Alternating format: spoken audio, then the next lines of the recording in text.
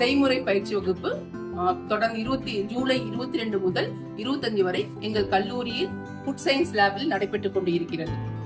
இந்த வேளையில் இன்று முதல் நாளாக பேக்கரி ப்ராடக்ட் எப்படி தயாரிப்பது, அதனுடைய மூலப்பொருட்கள் என்ன, அதுக்கு தேவைப்படும் எக்யூப்மெண்ட் என்ன, அது மூலமாக மாணவர்களுக்கு இளம் தொழில் முனைவராக ஆகுவது எப்படி என்பதை பற்றி விரிவாக எடுத்துரைக்க திண்டுக்கல்லில் இருந்து ரோசன் அவர்கள் வந்துள்ளார்.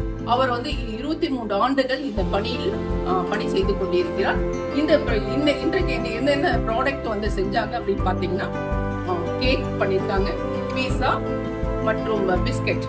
இது ஏன் நியூட்ரிஷன் ஸ்டூடெண்ட்ஸ் ஏன் தெரிஞ்சுக்கணும் அப்படின்னு நம்ம நினைக்கிறோம் அப்படின்னு பாத்தீங்கன்னா, வேல்யூ ஆடட். இப்போ நீங்க பாத்தீங்கன்னா பேக்கரி ப்ராடக்ட் மைதா அது மாதிரி தான் இருக்கும். இப்போ வேல்யூ ஆடட் ஆட் பண்ணும்போது மில்லட்ஸ் சிறுதானியங்களை அது இன்கார்பரேட் பண்ணி அது எப்படி தயாரிக்கிறது.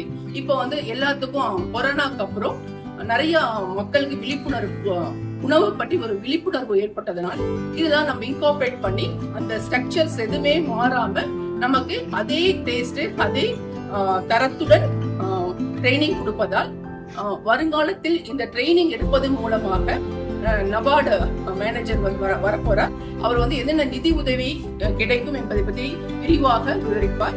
அதன் மூலமாக இவர்களுக்கு தொழில் முனைவோருக்கு வர வாய்ப்பு அதிகமா இருக்கிறது. இந்த ட்ரைனிங்கோட மெயின் அப்ஜெக்டிவே வேலையில்லா பட்டதாரிகளுக்கு ஒரு விழிப்புணர்வை ஏற்படுத்தி தொழில் செய்யலாம். ஒரு குறுகிய பட்ஜெட்டில் நம்ம ஒரு பேக்கரினா ஒரு 10 லட்சம் 20 லட்சம் போட்டுதான் ஒரு பேக்கரி செய்யணும் அப்படின்னு கிடையாது.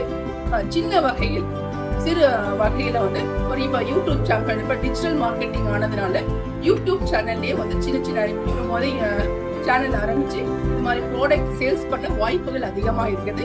முதலீடு கம்மியாக போட்டா போதும். அப்போ என்ன ஆகும்னா, ஸ்டூடெண்ட்ஸோட அவங்களுக்கு இன்கம் ஜெனரேட் ஆகும். அவங்க ஒரு 10 பேருக்கு வேலை வாய்ப்பு கொடுக்கற மாதிரி ஃபியூச்சர்ல ஆகும். அதுதான் இந்த மெயின் அப்ஜெக்டிவாக இந்த ப்ரோக்ராம் தொடர்ந்து நடத்தி கொண்டிருக்கிறது.